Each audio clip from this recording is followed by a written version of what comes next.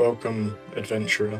Tonight we journey east of the River Salve, beyond the lands of Nisfalin, into the shallowed realm of Morytania. Here, the trees do not whisper, they remember. Their branches bend not with wind, but with memory. And if you listen close, you may hear the echo of a long-forgotten prayer, or the soft tread of a ghast that never quite left. You are safe here, wrapped in the quiet hush of lore and moonlight. Let your thoughts drift like mist over the Maya swamp. Let breath slow like the rhythm of a boat gliding across the haunted waters of sleep. Tonight, we walk the forest path towards Canifis. We're past the moss-covered stones of ancient waters, flickering lanterns of weary travellers, and the silent watch the werewolves guard their secrets well. Close your eyes. Let the story unfold like parchment in the wind, and together we'll wander through the pages of Runescape's forgotten corners. Let's begin. Have you ever walked through Canifis after midnight? Not the rush of questing, not the sprint between Slayer tasks. I mean, really walk. Slow, quiet, listening. The mist here doesn't roll, it lingers, like it's waiting for something, or someone. I pass the pub first. The hair of the dog still smells like wet fur and stale ale. No one inside but the barkeep, polishing a glass that's never clean. He nods, doesn't speak. He never does. To my left, the trapdoor to the Maya K hideout. Locked. Always locked. But I know what's beneath. I've heard the whispers, the plans, the fear. They say the resistance started here, in the shadows, in the rot, in the quiet. Further down, the tannery. The scent hits hard, iron and hide. The werewolves don't mind. They say it smells like home. I wonder what home smells like to them. Blood? Bark? Moonlight? I reach the edge of town, past the fence, past the last flicker of torchlight. There's a tree here, twisted, blackened. It's been dead longer than I've been alive, but it still stands, like it's guarding something. I sit beneath it, just for a moment, and I listen. To the wind, to the wolves, to the weight of history that clings to this place like fog. Canithis doesn't sleep. Not really, but it dreams. And tonight, I dream with it. I leave Canithis behind. Not quickly, not with purpose, just forward. The path to the Slayer Tower isn't marked. Not really, but my feet know it, like they've walked it in my dreams. The trees thin out here, not because they've grown apart, but because something scared them off. Even the mist hesitates. I pass a broken fence. Posts snapped like brittle bones. Something came through here. Something big, or angry, or both. There's a stone marker half buried in moss. No words, just a symbol. A claw? A fang? I don't touch it. I keep walking. The air changes, heavier, like it's watching me. I see the tower now. Just the top, peeking through fog. Black stone, crooked spires, windows like empty eyes. They say the tower was built by slayers, but it feels older, like it was waiting for them. I reach the gate, It's open, always open. No lock, no guard, just invitation. I don't go in, not tonight. Tonight, I just stand here, listening to the silence inside, to the weight of what's being hunted, to the things that still hunt, and I wonder if the tower dreams too. I stand at the gate of the Slayer Tower, and something shifts, not in the air, not in the stone, but in me, a memory, not mine, but close. I see a boy, younger than me, cloaked in patchwork leather, eyes sharp, voice shaking.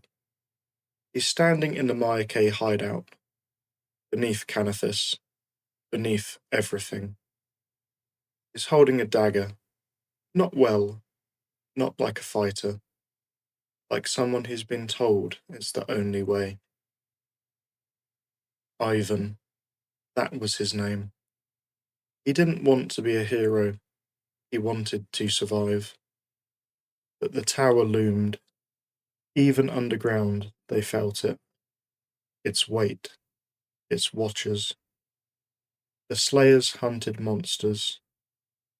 The Mayake hunted nightmares.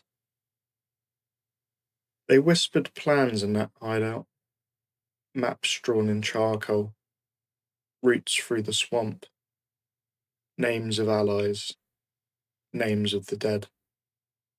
And above them, the tower listened, not with ears, with presence. It remembered every vampire slain, every mistake made, every sacrifice buried in its stone. Ivan stepped out one night, alone, said he was scouting. He didn't come back. Some say he was taken. Some say he ran. Some say he's still out there, watching. I don't know. But when I stand here, at the tower's edge, I feel him. Not as a ghost, but as a choice. The Mayake didn't fight for glory. They fought because no one else would.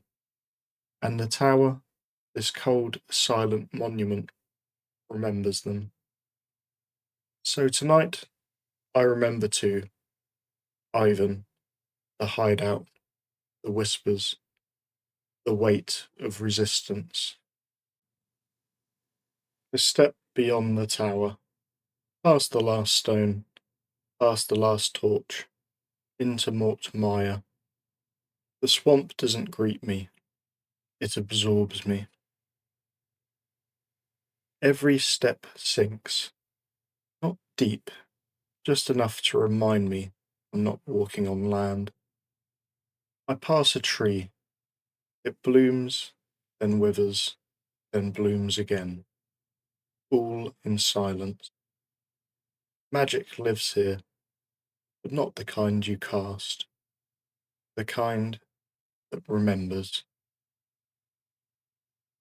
I see a reflection in the water, not mine, a woman in red robes, hood drawn, eyes closed. She's kneeling beside a grave, no name, just a bundle of twigs and a single rose. She whispers something. I don't hear it, but I feel it. Regret, hope, promise. I keep walking. The swamp thickens, light bends, time forgets itself. I pass a patch of mushrooms. They glow, soft blue, like stars fallen from the sky. I reach a clearing. There's a bench, wooden, cracked, waiting. I sit, and the swamp speaks, not in words, memories. The boy chasing fireflies, the vampire watching from the trees, a Mayake scout hiding beneath the roots. All here, all now, all blurred. Morytania doesn't forget. It stores everything, every footstep, every fear, every flicker of magic. Tonight, it stores me. I close my eyes, and I dream of trees that whisper, of water that remembers, of a swamp that sings. I'm still in Morytania, but the path has changed. It curves where it shouldn't, doubles back, fades. I follow it anyway. There's a figure ahead, cloaked, hooded, standing still. I call out. He turns and smiles. You're late, he says. His voice is warm, familiar, like someone I should know. I've been scouting, he continues. The vampires are restless. We need to move soon. I nod. But something's wrong. His boots leave no prints. His breath doesn't fog. His shadow doesn't follow. Ivan's worried, he says. Thinks we're not ready. He laughs. Soft. Tired. I told him we've got time.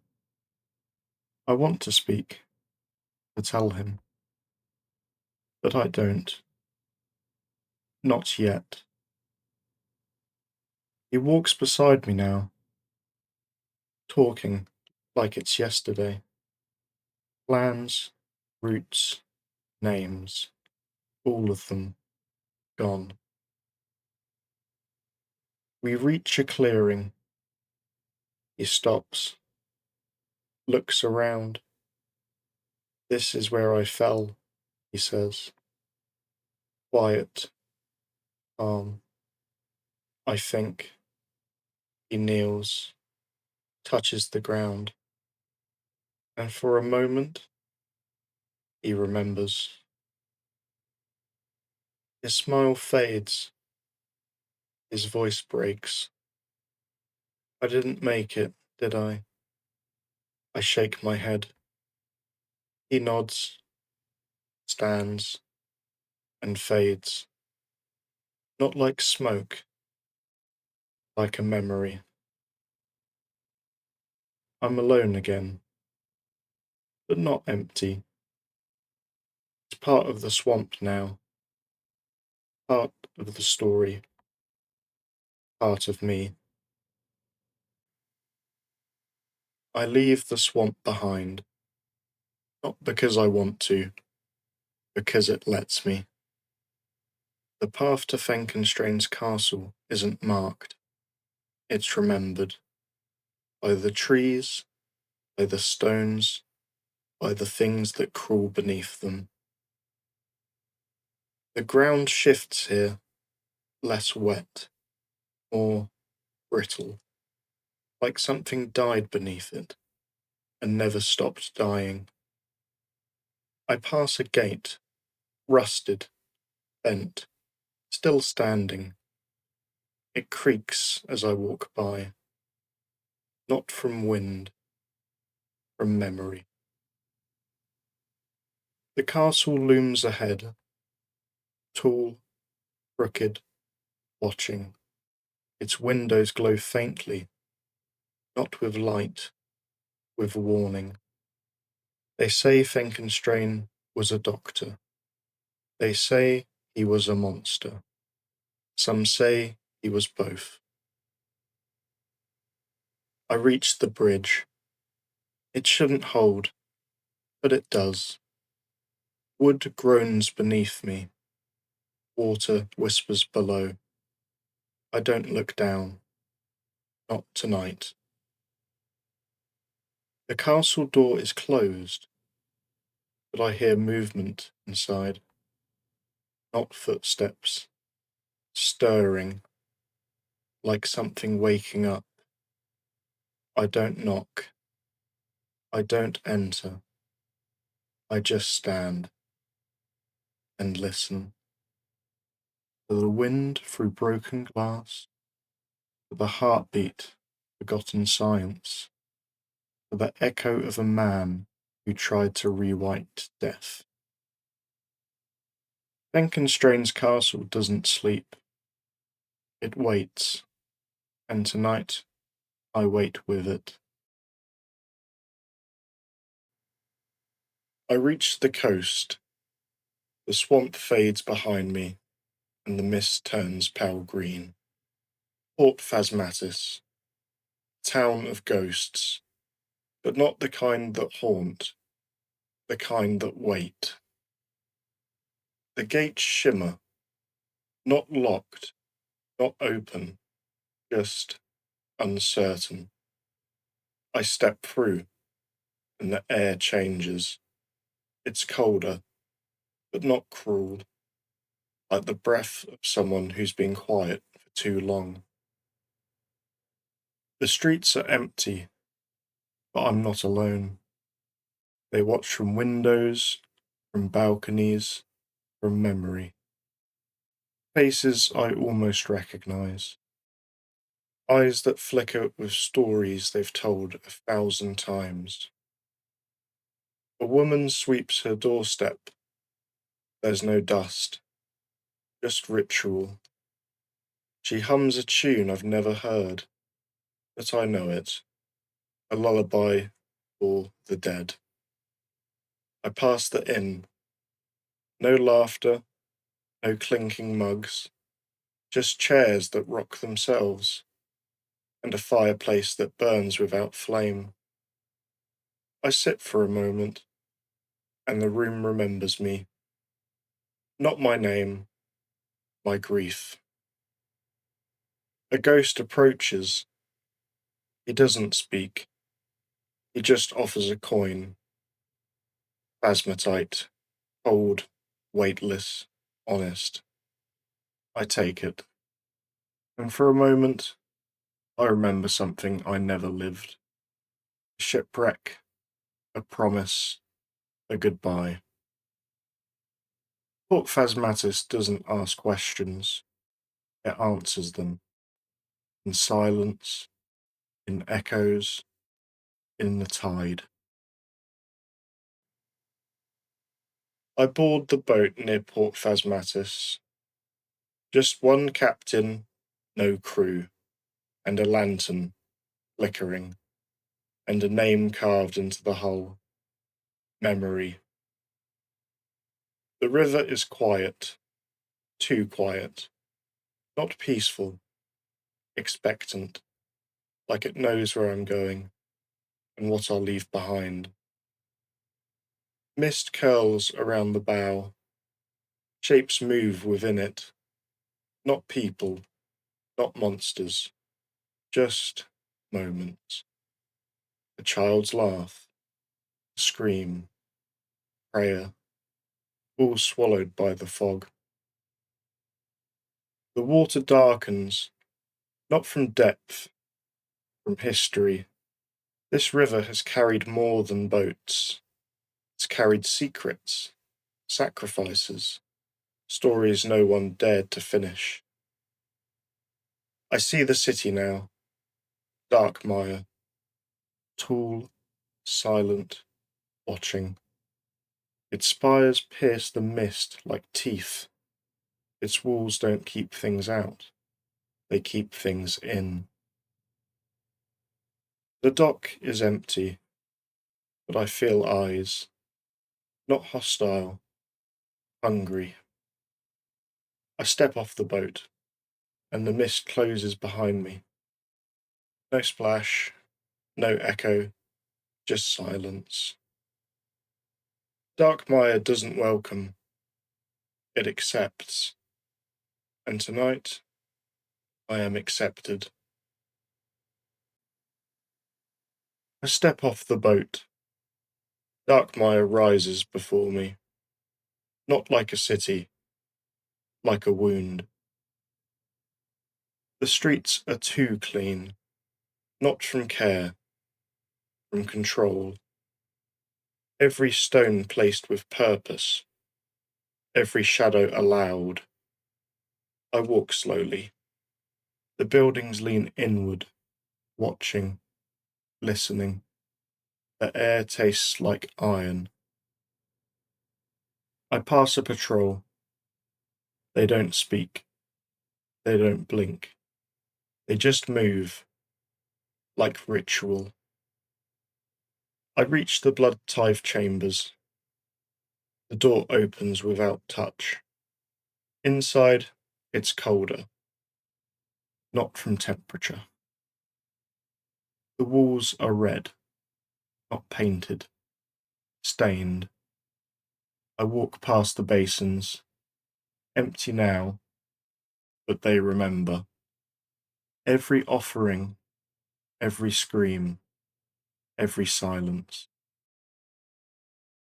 A figure stands at the far end, tall, pale, still. A vampire, but not like the others. His eyes are tired. His voice, when it comes, is older than the city. You're not from here, he says. I nod. He steps closer. I knew one of yours, he whispers. A boy. Brave. Foolish. Ivan? He nods. He tried to save someone. Failed. But he tried. The vampire looks at the basin. I haven't fed in years, he says. Not since that night. I ask why. He doesn't answer. Just turns. And fades. Not like smoke. Like guilt. I leave the chamber. Back to the street. Back to the silence. Darkmire doesn't forget. It stores everything. Even mercy. Even regret. I walk the final street. Darkmire behind me. The river beside me. The mist ahead. I've seen the tower. I've heard the swamp. I've spoken with ghosts. And I've remembered things that I never lived. The path narrows. Not from distance. There's a tree here. Twisted. Familiar. I've seen it before. In Canifis. In Mortmire. In dreams. I sit beneath it. The wind wraps around me, like a story, not told, but lived. I think of Ivan, of the vampire who remembered him, of the scout who forgot he died, of the candlelight beneath Patadomus, of the boat named Memory. I close my eyes, and the world doesn't fade, deepens. The mist becomes music, the silence becomes warmth, the story becomes sleep. Tonight, I rest, not as a slayer, not as a scout, not as a ghost, just as someone who walked and listened and remembered.